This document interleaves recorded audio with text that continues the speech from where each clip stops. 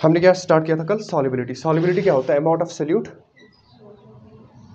Solute that dissolves in a particular amount of solvent. Clear? फिर हमने कल discuss किया था solubility of solid in liquid, यही डिस्कस किया था। इसमें मैंने बताया था सॉलिबिलिटी की एग्जैक्ट डेफिनेशन क्या होता है, अमाउंट ऑफ सोल्यूट लेकिन किसमें? In grams, dissolve in 100 grams of solvent. Clear? यही बोला था कल। फाइन। फिर उसके बाद हमने इसके फैक्टर्स डिसाइड किए थे, लेकिन फैक्टर्स डिसाइड करने से पहले मैं आपको एक इक्विलिब्रियम बताऊंगा, फिजिकल इक्विलिब्रियम। Pay attention. जब आप किसी सॉलिड को लिक्विड में डिसॉल्व करते हो, वो इसमें डिसॉल्व हो जाता है, उसके बाद फर्दर डिसॉल्व करोगे तो और डिसॉल्व हो जाएगा। एक पॉइंट ऐसा आ जाता है जिसके बाद आप फर्दर सोल्यूट ऐड नहीं कर सकते। क्लियर? उस पॉइंट को हम बोलते हैं saturated solution. Are we clear? In which no more solute is dissolved. But अगर आप उसके बाद इक्विलिब्रियम सैचुरेटेड पॉइंट पहुंचने के बाद अगर आप थोड़ा सा सोल्यूट और ऐड करोगे, वहां पे एक इक्विलिब्रियम सेटअप हो जाता है। किस किस के बीच में? डिसोल्यूशन के बीच में और क्रिस्टलाइजेशन के बीच में। ये आप लोगों ने पढ़ा है इक्विलिब्रियम में। डिसोल्यूशन मतलब आपने कुछ अमाउंट ऐड किया होगा ना, लाइक सैचुरेटेड सॉल्यूशन है ये आपके पास, इसमें शुगर ऐड किया आपने, शुगर सॉल्यूशन। आप उसके बाद फर्दर और इसमें शुगर ऐड कर रहे हो, तो शुगर ऐड हो जाएगा, लेकिन वो कहाँ पे रहेगा? बॉटम पे। क्यों? क्योंकि वो डिसॉल्व हो नहीं रहा है। अब यहाँ पे क्या होगा, कुछ पार्टिकल्स जो डिसॉल्व हैं, क्लियर है ना, वो कंटिन्यूसली मूव कर रहे होते हैं। वो कंटिन्यूसली मूव करेंगे तो अगर वो किसी अनडिसॉल्व पार्टिकल को क्या करेगा? हिट करेगा। ये जो अनडिसॉल्व पार्टिकल है ये डिसॉल्व हो जाएगा और खुद क्या होगा उसका? वो क्रिस्टलाइज हो जाएगा, प्रेसिपिटेट आउट हो जाएगा। तो यहाँ पे एक इक्विलिब्रियम सेट होता है, किसके बीच में? डिसोल्यूशन और क्रिस्टलाइजेशन के बीच में। और ये इक्विलिब्रियम कब सेट होगा? जब आपका सॉल्यूशन सैचुरेटेड सॉल्यूशन को क्रॉस किया होगा। ठीक है ना? वो सैचुरेटेड स्टेट में पहुंच गया होगा। उस पॉइंट पे एक इक्विलिब्रियम सेटअप हो जाता है, किसके बीच में? डिसोल्यूशन और क्रिस्टलाइजेशन के बीच में। क्लियर? अब ये इक्विलिब्रियम आ गया। उसके बाद हमने डिस्कस करना है factors affecting solubility of solid in liquid. Saturated solution पे आप पहुंचे, उसके बाद आप चेक कर रहे हो कि कौन से फैक्टर्स इस सॉलिबिलिटी को इफेक्ट कर रहे हैं। फर्स्ट हमने डिसाइड किया था nature of solute and solvent. यहां पे हमने बताया था एक रूल बताया था, like dissolves like dissolves like. Clear? यहां पे हमने बोला था ये कि जो आयनिक सोल्यूट्स होते हैं वो आयनिक सॉल्वेंट्स में डिसॉल्व होते हैं, और जो आयनिक क्या बोलते हैं इसको, जो नॉन पोलर सोल्यूट्स होते हैं वो नॉन पोलर सॉल्वेंट्स में डिसॉल्व होते हैं। क्लियर? यही बोला था। इधर से दिख रहा है ना? ठीक है। Are we clear with this? Ionic solutes ionic solvents में डिसॉल्व होते हैं, और जो नॉन आयनिक सोल्यूट्स होते हैं वो नॉन आयनिक सॉल्वेंट्स में डिसॉल्व होते हैं। यही बताया था हमने कल। क्लियर है ना? Very good, fine. तो उसके बाद सेकंड है इसका फैक्टर, कौन सा? टेम्परेचर। पहले, हाँ ठीक है, टेम्परेचर पढ़ते हैं पहले। टेम्परेचर का हमने क्या बोला था? इसके 3 इफेक्ट्स होते हैं। क्लियर? कौन कौन सा? कुछ सोल्यूट्स ऐसे होते हैं कि अगर आप उनका टेम्परेचर इंक्रीज करोगे तो वहां पे क्या होगा? Solubility will increase. क्लियर? कुछ सोल्यूट्स ऐसे होते हैं कि अगर आप टेम्परेचर इंक्रीज करोगे तो सॉल्युबिलिटी डिक्रीज हो जाएगी। फाइन। नेक्स्ट, कुछ सोल्यूट्स ऐसे हैं हमारे पास, मतलब वो इरेग्युलर ट्रेंड शो करते हैं। सपोज किसी टेम्परेचर तक पहले सॉल्युबिलिटी इंक्रीज हो जाएगा, टेम्परेचर इंक्रीज करने पे पहले सॉल्युबिलिटी इंक्रीज होगा, फिर उसके बाद टेम्परेचर इंक्रीज करने पे क्या होगा? सॉल्युबिलिटी डिक्रीज हो जाएगा। फाइन। इसमें वो नॉर्मल सोल्यूट्स आएंगे, लाइक NaCl। अगर आप ये सॉल्ट ऐड करोगे पानी में, फिर टेम्परेचर बढ़ाओगे, टेम्परेचर बढ़ाने से क्या होगा? उसमें और सॉल्ट ऐड हो जाएगा। Clear? That means temperature increase करने से सॉल्युबिलिटी उसकी बढ़ जाती है। Clear? NaCl, sugar and all. Clear? Sodium chloride या फिर सिल्वर क्लोराइड, एल्युमिनियम क्लोराइड, वो सब सॉल्ट्स क्या होते हैं? टेम्परेचर इंक्रीज करने पे उनकी सॉल्युबिलिटी बढ़ जाती है। इसमें एग्जांपल्स आएंगे, जैसे लिथियम सल्फेट है, दूसरा आपका सीरियम सल्फेट आ सकता है, cerium sulphate. Are we clear? इनका क्या होता है कि अगर आप टेम्परेचर इंक्रीज करोगे इनकी सॉल्युबिलिटी डिक्रीज हो जाती है, ये प्रेसिपिटेट आउट हो जाते हैं। किससे? सॉल्यूशन से। Is it clear? कोई है जिसको ये समझ नहीं आ रहा है, प्लीज अभी बताओ। फिर एक एग्जांपल मैंने कल बताया था, सोडियम सल्फेट 10 टाइम्स H2O, ये अराउंड 32 38 डिग्री सेल्सियस पे क्या करता है, इरेगुलर ट्रेंड शो करता है। 32.8 यहाँ पे क्या होता है, 32.8 तक टेम्परेचर आप बढ़ा रहे हो, सॉलिबिलिटी बढ़ रही है, लेकिन आफ्टर 32.8 टेम्परेचर बढ़ाओगे तो सॉलिबिलिटी डिक्रीज हो जाता है। फाइन, ये ऐसे ट्रेंड शो करते हैं। लाइक ये अगर यहाँ से आप टेम्परेचर इंक्रीज कर रहे हो, यहाँ से सॉलिबिलिटी है ये, फाइन, तो पहले सॉलिबिलिटी और टेम्परेचर इंक्रीज करने पे सॉलिबिलिटी बढ़ जाएगा, लेकिन एक पॉइंट ऐसा आएगा उसके बाद टेम्परेचर इंक्रीज करोगे सॉलिबिलिटी विल डिक्रीज। ये कौन सा पॉइंट है, it's 32.8 for this solute, sodium sulphate 10 times H2O। Are we clear? ठीक है, वेरी नाइस। ये हमने कल डिस्कस किया था। फिर लास्ट इफेक्ट है इफेक्ट ऑफ प्रेशर। यहाँ पे कोई इफेक्ट नहीं होता है प्रेशर चेंज करने से सॉलिबिलिटी पे, क्लियर, इस केस में, क्योंकि सॉलिड्स और लिक्विड्स दोनों क्या होते हैं, इनकम्प्रेसिबल। Are we clear? अगर आप प्रेशर इंक्रीज करोगे तो सॉलिबिलिटी पे कोई असर नहीं पड़ता है। यहाँ तक हमने कल डिस्कस किया था। Please go through the notes and write down the notes.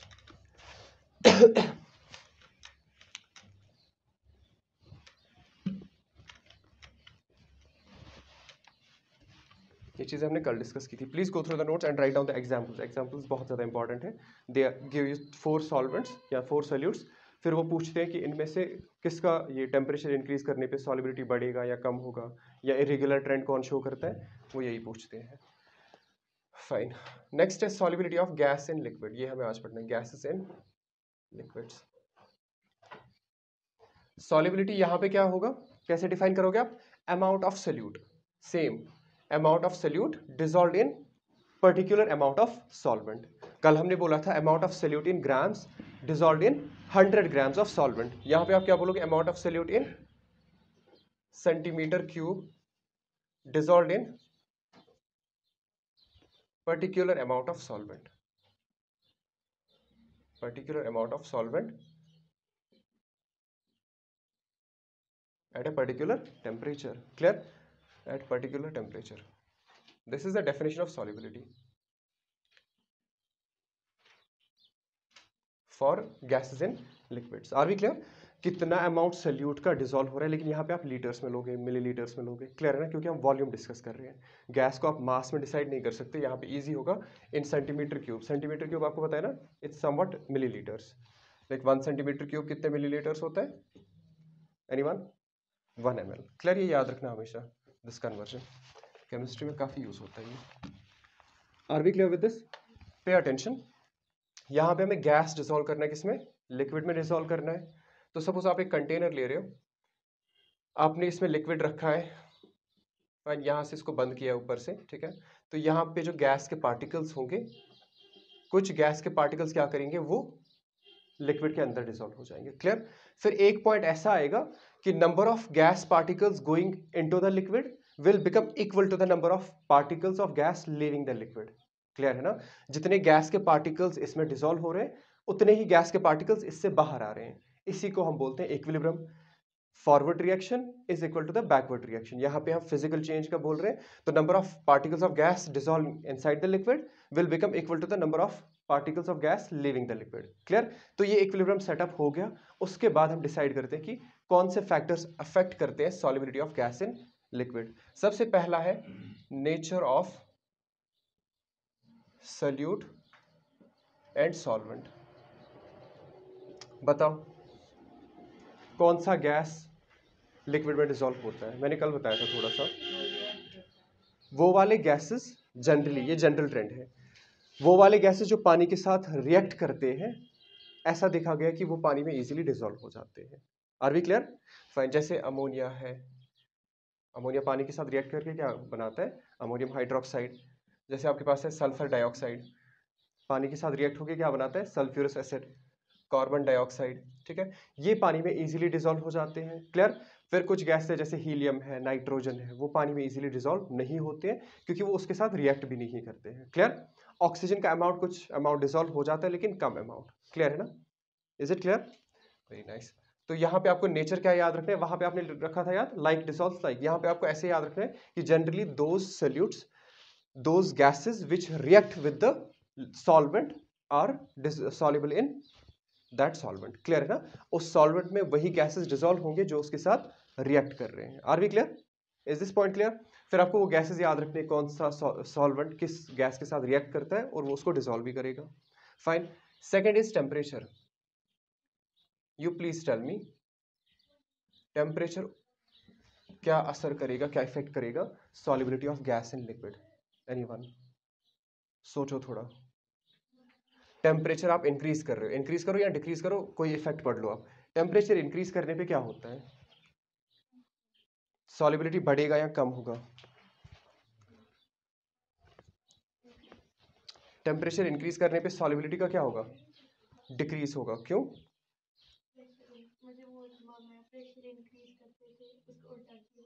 नहीं, वो कोई इफेक्ट नहीं है इसका। प्रेशर का है ना?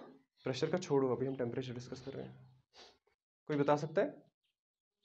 सोचो, टेम्परेचर इंक्रीज करने पे किसी भी सब्सटेंस का क्या होता है? वो एक्सपैंड हो जाता है। क्लियर है ना? तो अगर लिक्विड एक्सपैंड होगा, उसमें जो डिसॉल्व्ड गैसेस होंगे वो उससे रिमूव हो जाएंगे। Are we clear? That means solubility का क्या होगा? डिक्रीज होगा। Are we clear? It's normal phenomena. Like अगर आप लिक्विड को हीट अप करोगे ना, उसमें जो डिसॉल्व्ड गैसेस होते हैं वो बाहर आते हैं। ये भी पढ़ा होगा आई गेस बायोलॉजी में आप लोगों ने, कि जो ये एक्वेटिक एनिमल्स होते हैं they prefer to live in the cold water, क्योंकि कोल्ड वाटर में क्या होता है, solubility of gas in liquid is more. अगर वार्म वाटर होगा ना, उसमें डिसॉल्व्ड गैसेस कम होते हैं as compare to the cold water. Clear? Summers में क्या होता है, समर्स में fish prefer to live deep in the water. Clear? लेकिन विंटर्स में क्या होता है, आप लोगों ने वीडियोस वगैरह देखे होंगे, लाइक कहीं फ्रोजन लेक होता है, फ्रोजन लेक में क्या होता है, वो ऊपर से उसको ये हटाते हैं जो आइस वगैरह होगा, फिर वो फिश वगैरह वहां से ये निकालते हैं। हमें वो मजाक लग रहा है, लेकिन आप सोचो वो वहां पे होते क्यों है, वो on the top of the ocean क्यों होते हैं या सीज क्यों होते हैं, जहाँ पे वो फ्रीज हुआ होता है ना, वो टॉप पे प्रेफर क्यों करते हैं? क्योंकि टॉप पे टेम्परेचर कम होता है। टेम्परेचर कम होगा तो उससे क्या होगा, सॉल्युबिलिटी बढ़ेगा या कम होगा? सॉल्युबिलिटी बढ़ जाएगा। solubility of gas in liquid is inversely proportional to the temperature. Clear? अगर टेम्परेचर ज्यादा है तो कम गैसेस डिसॉल्व हो जाएंगे विद इन द लिक्विड, अगर टेम्परेचर कम है तो सॉल्युबिलिटी या डिसॉल्व्ड गैसेस ज्यादा होंगे within the liquid. Is it clear? Fine. That's why aquatic animals prefer to live in the cold water. Clear? Summers में वो रहते हैं डीप इनसाइड द वाटर और विंटर्स में कहां पे रहते हैं, ऑन द टॉप। क्लियर है ना? क्योंकि टॉप पे वहां पे होता है टेम्परेचर लो एंड बॉटम पे होता है temperature high. Is it clear? Bottom में टेम्परेचर हाई क्यों होगा? क्योंकि बहुत ज्यादा प्रेशर होता है, प्रेशर की वजह से नीचे वाला टेम्परेचर ज्यादा होता है as compare to top. Clear? Is this point clear? तो टेम्परेचर इनवर्सली प्रोपोर्शनल है solubility of gas in liquid. Clear? तो टेम्परेचर बढ़ाओगे सॉल्युबिलिटी कम हो जाएगा, टेम्परेचर कम करोगे तो सॉल्युबिलिटी बढ़ जाएगा। क्लियर? ये इफेक्ट याद रखना है आपको। Is this clear? डन? कोई है जिसको ये समझ नहीं आया? Next one, last and it's one of the important. Please go through the notes and write down.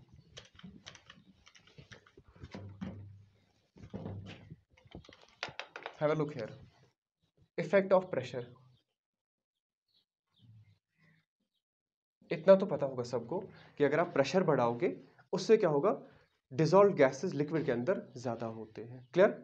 जैसे आप कोल्ड ड्रिंक का ये ढक्कन खोलते हो, उससे क्या होता है, उससे जो उसमें डिसॉल्व गैसेस होते हैं वो बाहर आ जाते हैं, जिसकी वजह से फिर लिक्विड भी बाहर आ जाता है। क्लियर? ढक्कन खोलने से क्या होता है, उसका प्रेशर डिक्रीज हो जाता है। प्रेशर डिक्रीज होगा तो सॉल्युबिलिटी डिक्रीज हो जाएगा। सॉल्युबिलिटी डिक्रीज होने का मतलब जो dissolve gases within the liquid है वो बाहर आ जाते हैं उससे, तो उससे क्या होता है, ओवरऑल सॉल्युबिलिटी डिक्रीज हो जाता है। Is it clear? तो सिंपली आपको याद क्या रखना है, अगर आप प्रेशर बढ़ा रहे हो किसी भी गैस के ऊपर तो सॉल्युबिलिटी का क्या होगा, डिक्रीज होगा। सॉरी, सॉल्युबिलिटी का क्या होगा, इंक्रीज होगा। Are we clear? And vice versa, like pressure आप कम करोगे तो सॉल्युबिलिटी कम हो जाएगा। Is this clear? पॉइंट समझ आया? किसी भी लिक्विड के ऊपर अगर आप प्रेशर बढ़ा रहे हो तो उसमें जो डिसॉल्व गैसेस होंगे वो ज्यादा होंगे। क्लियर? क्लियर हुआ? जैसे अगर आप जाओगे लद्दाख, लद्दाख में प्रेशर हाई होता है या कम? प्रेशर कम होता है।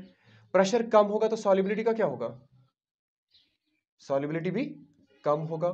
सॉल्युबिलिटी कम मतलब dissolved gases within the liquid will be less.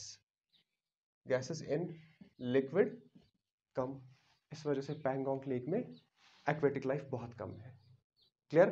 क्योंकि वहां पे जो डिजॉल्व ऑक्सीजन होता है विद इन द लिक्विड वो कम होता है। Are we clear? Is this clear now? जैसे यहाँ पे प्रेशर नॉर्मल है 1 एटमॉस्फेयर समथिंग लाइक दैट, तो यहाँ पे प्रेशर हाई है तो dissolve gases within the liquid will be more. अगर dissolve gases within the liquid high है तो दैट मीन सॉल्युबिलिटी हाई है। क्लियर है ना? समझ आ रही है बात? Is the point clear? ठीक है। अब यहाँ पे एक इफेक्ट पढ़ना है आपको, इसको बोलते हैं relation between pressure and solubility of gases within the liquid. Relation between pressure and solubility of gases within the liquid, इसको बोलते हैं हम हेनरीज लॉ। ये हेनरीज लॉ हमें डिस्कस करना है। पॉइंट क्लियर हुआ? प्रेशर ज्यादा तो dissolve gases within the liquid ज्यादा, क्लियर? दैट मींस सॉल्युबिलिटी ज्यादा। प्रेशर कम होगा तो dissolve gases within the liquid will be less, that means solubility less. हाँ हाँ ठीक है, मैं समझाता हूँ, पे अटेंशन। जब आप कोल्ड ड्रिंक को पैक करते हो ना, वहां पे हम बहुत ज्यादा प्रेशर रखते हैं कोल्ड ड्रिंक के अंदर, ठीक है? प्रेशर ज्यादा है तो carbon dioxide within the cold drink, with in that drink क्या होगा? ज्यादा होगा। क्लियर? क्योंकि प्रेशर आपने ज्यादा रखा है वहां पे, तो वहां पे carbon dioxide with in that drink will be high. लेकिन जब आप क्या करते हो, ढक्कन खोलते हो ना उसका, ढक्कन खोलने से क्या होगा? प्रेशर रिड्यूस हो जाता है। क्लियर? प्रेशर रिड्यूस होगा तो जो carbon dioxide within the liquid है वो क्या करेगा? बाहर आएगा। क्यों आएगा बाहर? क्योंकि प्रेशर कम करने से solubility of gas inside the liquid will reduce. Is it clear? ठीक है, तो carbon dioxide within the liquid will decrease क्योंकि solubility will decrease. Is this point clear now? सबको समझ आया ये? Very nice. तो ये हेनरीज लॉ क्या बताता है? मैंने आपको बोला ना, relation between pressure and solubility of gas in liquid is known as Henry's law. ये हेनरी ने एक लॉ दिया था। इन्होंने क्या बोला? Mass of gas, please have a look here, mass of gas that dissolves in a liquid is directly proportional to the pressure of the gas above the liquid। फिर से मैं एक बार बोल रहा हूं, mass of the gas that dissolves inside the liquid, that dissolves within the liquid, वो किस पे डिपेंड करता है? उस लिक्विड के ऊपर प्रेशर कितना है। Clear? Pressure above the liquid। Is this clear? ये किसने बताया? हेनरी ने बताया। वही बात बताई, प्रेशर इंक्रीज करोगे तो सॉल्युबिलिटी इंक्रीज होगा, सॉल्युबिलिटी इंक्रीज होगा तो mass of the gas inside the liquid will increase. ये वही इफेक्ट है। अब मास वर्ड यूज किया है यहाँ पे। Are we clear? ठीक है, ये हेनरी ने बताया। उसके बाद यहाँ पे हम एक प्रोपोर्शनैलिटी यूज करेंगे, m इज इक्वल के इंटू पी। क्लियर? ठीक है, तो k क्या है? कांस्टेंट प्रोपोर्शनैलिटी, ठीक है ना? Proportionality constant. ये k किस पे डिपेंड करता है? ये nature of solute and solvent पे डिपेंड करेगा। कौन? k। ये टेम्परेचर पे डिपेंड करेगा, ये प्रेशर पे डिपेंड करेगा। क्लियर? यहां तक क्लियर हुआ? बट ये आपको याद नहीं रखना है। आपको कौन सा याद रखना है? जब ये एक्सपेरिमेंट चल रहा था, जब हेनरी ने ये लॉ दिया, उसी टाइम पे डाल्टन ने एक और बात बताई। डाल्टन ने बताया कि जो amount of gas within the liquid होता है, इसने यूज किया था उसके लिए वर्ड मास। डाल्टन का मैं बता रहा हूं। डाल्टन ने अलग से बोला कि amount of gas that dissolves inside the liquid is directly proportional to the partial pressure of the gas. Clear? Partial pressure क्या होता है? एनीवन? पार्शियल प्रेशर होता है, फॉर एग्जाम्पल आपके पास, have a look here, suppose ये carbon dioxide gas है, ये वाटर है। क्लियर? आपने ऊपर से प्रेशर इंक्रीज किया है तो कार्बन डाइऑक्साइड पानी के अंदर डिसॉल्व कर रहा है, ठीक है? अब ये वाला गैस क्या कर रहा है? ये अपने ही ऊपर क्या कर रहा है? एक प्रेशर एक्सर्ट कर रहा है, क्योंकि कार्बन डाइऑक्साइड यहाँ पे भी है ना, कार्बन डाइऑक्साइड बाहर भी होता है, ठीक है? तो कार्बन डाइऑक्साइड के ऊपर प्रेशर एक्सर्ट कर रहा है, लेकिन ये carbon dioxide dissolve carbon dioxide है। क्लियर? तो जब गैस अपने ही सरफेस के ऊपर प्रेशर एक्सर्ट करता है उसको हम बोलते हैं partial pressure. Is it clear?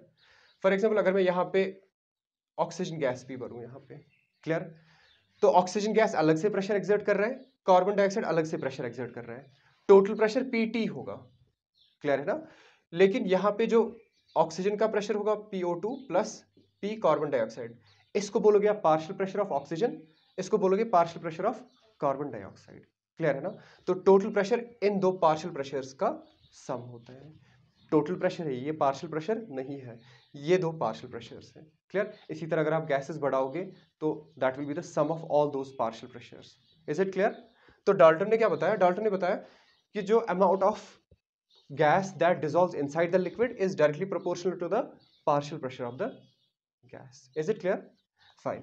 उसके बाद अगर हम इसके स्टेटमेंट को रिलेट करें with the mole fraction, are we clear? तो आप कैसे लिखोगे? Partial pressure of gas above the liquid is directly proportional to the mole fraction of the gas within the liquid. ये वही बात है, उल्टा किया है इसको। प्रेशर बढ़ा रहे हो तो मास बढ़ रहा है, यहां पे हम क्या बता रहे हैं? प्रेशर बढ़ रहा है तो मोल फ्रैक्शन बढ़ रहा है। क्लियर है ना? ये चीज आपको याद रखनी है। क्लियर? तो हेनरीज लॉ का जो स्टेटमेंट है उसको मॉडिफाई किया गया है, मास को रिप्लेस किया गया है किससे? मोल फ्रैक्शन से, और स्टेटमेंट को थोड़ा सा उल्टा किया है। यहां पे हमने बोला था mass is directly proportional to pressure, यहां पे आप बोल रहे हो partial pressure. It's this P is partial pressure. Partial pressure of the gas above the liquid is directly proportional to the mole fraction of the gas within the liquid. Is this point clear? कोई है जिसको ये समझ नहीं आ रहा है? Anyone? बताओ जल्दी से. Is this clear? Fine. We will use proportionality constant. P is equal to KH into mole fraction of gas. This KH is known as Henry's constant. Shiza, anything wrong? Please बताओ अभी. Partial pressure of the gas above the liquid is directly proportional to the mole fraction of the gas within the liquid. Mole fraction you know how to calculate. Clear? Next, फिर उसके बाद proportionality को हटाते हैं, वहां पे equal to sign लाते हैं, तो एक constant यूज करना है KH. This KH is known as Henry's constant. Clear? ये KH किस पे डिपेंड करता है? ये डिपेंड करेगा nature of solute and solvent पे, टेम्परेचर पे और प्रेशर पे. Is it clear? यहां तक ये समझ आया अच्छे से? Very nice. अगर आप ग्राफ ड्रॉ करोगे between partial pressure and mole fraction, तो ग्राफ कैसा आएगा? एनीवन? ग्राफ स्टार्ट किया करो from the Ohm's law. Ohm's law याद है ना? ओम्स लॉ का ग्राफ कैसा था? V equal I are. ठीक है, आर आपका कांस्टेंट होता था तो V डायरेक्टली प्रोपोर्शनल होता था I का. क्लियर? सेम यहाँ पे भी है. अगर आप इसको रिप्लेस करोगे V equal I R, R constant है ना? ठीक है, तो ग्राफ कुछ ऐसा बनेगा. अगर ये आपका पार्शियल प्रेशर है, ये मोल फ्रैक्शन है, KH कहाँ पे होगा? KH कहाँ पे होगा? उसका एक स्पेसिफिक टर्म है, आई वांट दैट. KH होगा slope of the graph, slope of the graph. और वो किसके बराबर होगा? सपोज आप यहाँ पे KH पता करना चाहते हो. स्लोप पता है? स्लोप कैसे फाइंड किया जाता है? कैसे? tan थीटा से.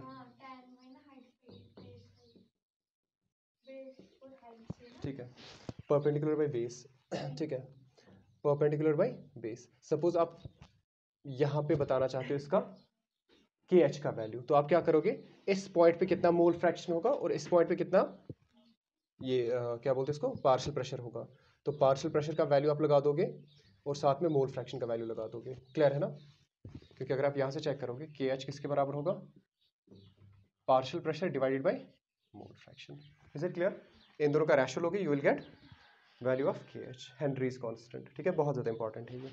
हेनरीज कांस्टेंट से ही डिसाइड करते हो आप, लाइक कोल्ड ड्रिंक में कितना प्रेशर रखना है आपको, सो दैट कार्बन डाइऑक्साइड उसमें डिसॉल्व होगा.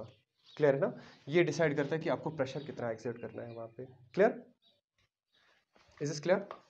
कोई किसी को दिक्कत इसमें? ये समझ आया सबको? यहाँ पे स्टार्ट में उन्होंने मास बोला था, फिर बाद में डाल्टन की वजह से उन्होंने पार्शियल प्रेशर यूज किया और मोल फ्रैक्शन यूज किया. क्लियर? ये भी स्टेटमेंट है उसका और ये भी स्टेटमेंट है उसका. एग्जाम में दोनों लिखने पड़ेंगे अगर मार्क्स ज्यादा होंगे. अगर मार्क्स कम होंगे तो you will write this one, this one. Clear है ना? जिसमें हेनरीज कांस्टेंट यूज किया है इन्होंने. Is the point clear? Very nice. Question ही कर लो.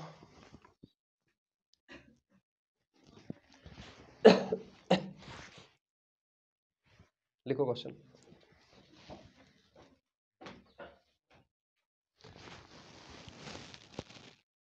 कोई बता सकता है अगर आप टेम्परेचर इंक्रीज करोगे, टेम्परेचर इंक्रीज करने से KH पे क्या इफेक्ट होगा?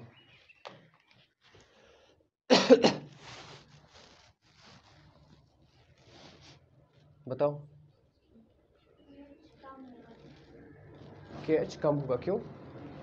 कुछ सोच के बोला होगा ना क्या? देखो दिमाग यूज किया करो, पे अटेंशन। टेम्परेचर इंक्रीज करोगे ना, ये ऑब्वियस सी बात है कि वहां पे डिजॉल्व गैसेस कम हो जाएंगे।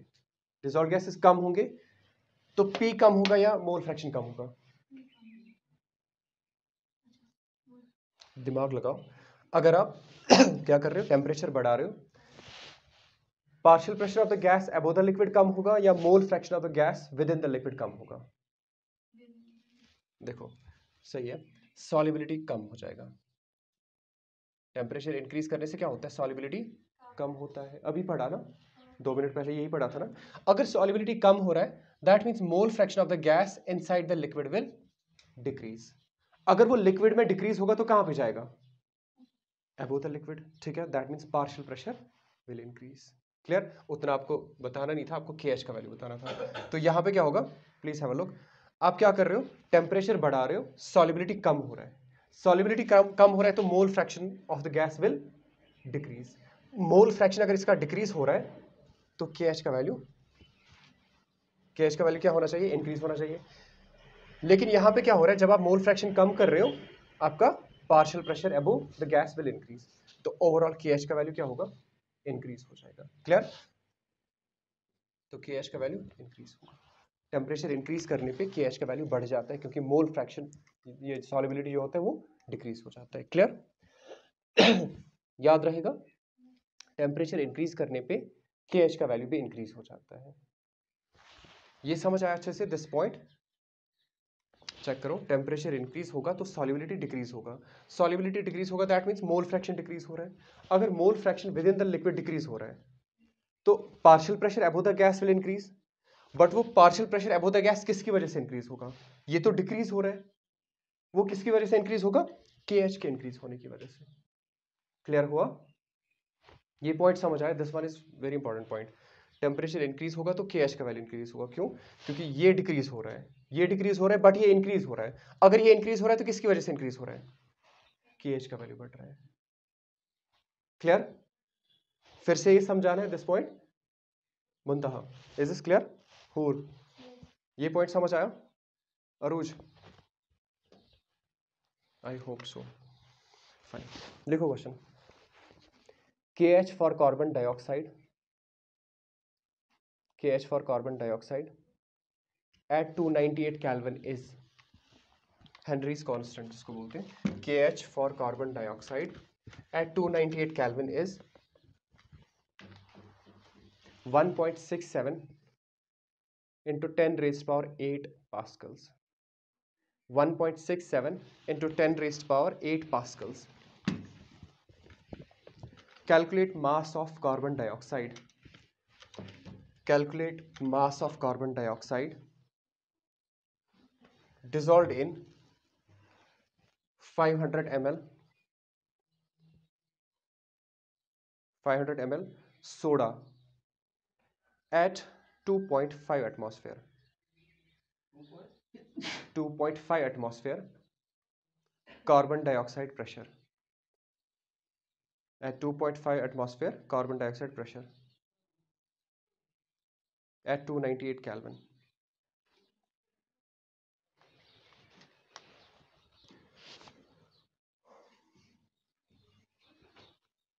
ये लिख के रखो, 1 एटमॉस्फेयर कितने पास्कल्स होता है, दिस वन। ऑप्शन है 0.8, 1.8, next is 2.8, 6.8।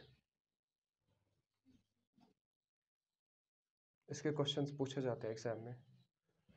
Bye the exam I mean कि एक्चुअल एग्जाम में, not in the dummy exams.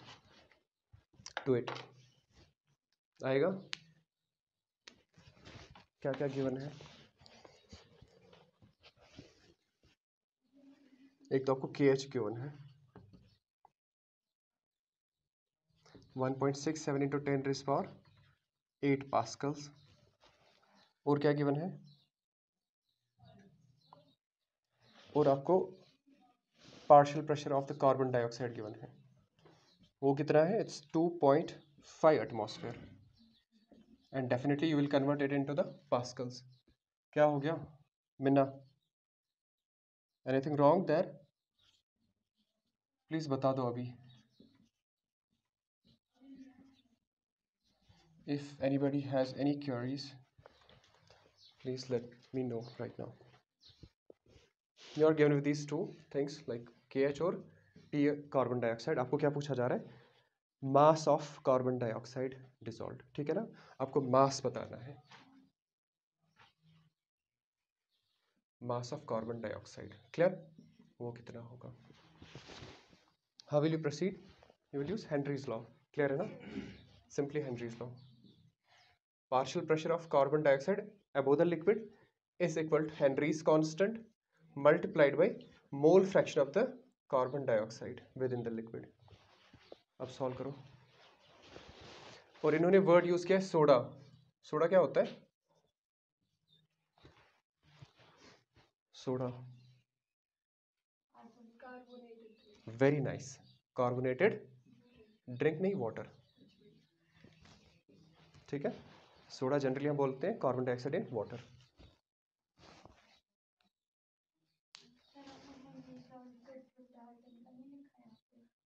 Doll क्या मतलब? हाँ लेकिन क्योंकि ये हेनरीज लॉ ही है, बट हमने डाल्टन का सिर्फ ये यूज किया पार्शियल प्रेशर। और एक चीज आपको के एच गिवन है ना, हैव अ लुक। मिस के एच गिवन है ना, तो आप कौन सा यूज करोगे, फर्स्ट वन और second equation? Obviously second equation. एक और चीज मैं बता रहा हूँ बार बार, नोट्स देख लेना, उसमें कोई पॉइंट ऐसा होता है जो मिस हुआ होता है यहाँ पे, वो भी ऐड कर लेना।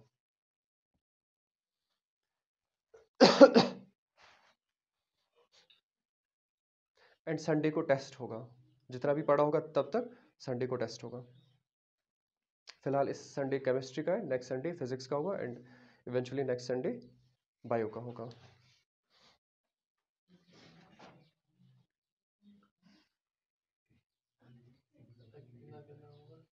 हाँ हाँ, जितना पढ़ा सबका। मे बी सैटरडे का छोड़ सकते हैं, बाकी सब होगा। Make sure you study along with the go। क्या आंसर इसका? 1.8। परफेक्ट। मुझे पता है आपने कैलकुलेटर यूज किया है ना, तो कैलकुलेटर यहाँ पे यूज नहीं करना होता है। I will show you how to avoid calculator. Let me proceed with the question, have a look. Carbon dioxide आपको पता है, केएच भी पता है, आपको मोल फ्रैक्शन बता रहे हैं, तो मोल फ्रैक्शन में एक साइड लिख रहा हूँ, वो आ जाएगा partial pressure of carbon dioxide divided by KH. Simple है ना? क्लियर? उसके बाद ये आपको पता है, it's 2.5 into 1.013 into 10 raised power 5 divided by K H 1.67 into 10 raised power 8। Done. इसका हमें मास बताना है, मोल फ्रैक्शन नहीं बताना है, तो इसको कन्वर्ट करोगे नंबर ऑफ मोल्स में, तो ये बन जाएगा number of moles of carbon dioxide divide by number of moles of carbon dioxide plus number of moles of water. Clear? तो number of moles of carbon dioxide आप क्या करोगे, this will be as it is 2.5 into 10 1.013 into 10 raised power 5 divided by 1.67 into 10 raised power 8। तो number of moles of carbon dioxide कैसे find करोगे? Mass upon molar mass. Number of moles की formula याद है ना? नंबर ऑफ मोल्स की 3 formulas है, given mass by molar mass, number of particles divide by Avogadro's number, and volume of solution divide by 22.4 litres. तो number of moles of carbon dioxide calculate करते हैं। Suppose given mass इसका है x, molar mass है इसका 44, यही है ना? ठीक है। Number of moles of water भी चाहिए आपको, वो कितना होगा? मास कितना है वाटर का, वो गिवन है कहीं पे?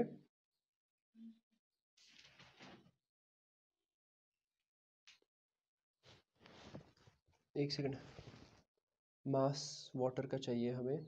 अच्छा, ये आई गेस यहाँ पे हमने गलत लिखा है, ये जो 500 ml सोडा है ना, वहाँ पे 500 ग्राम्स है ये, ठीक है? 500 ग्राम्स। एक सेकंड, वेट वेट वेट, देखो यहाँ पे ये 500 ml लिखा है ना इन्होंने। डू यू नो वाटर का 1 ml 1 ग्राम के बराबर होता है, क्योंकि वाटर की डेंसिटी 1 होती है।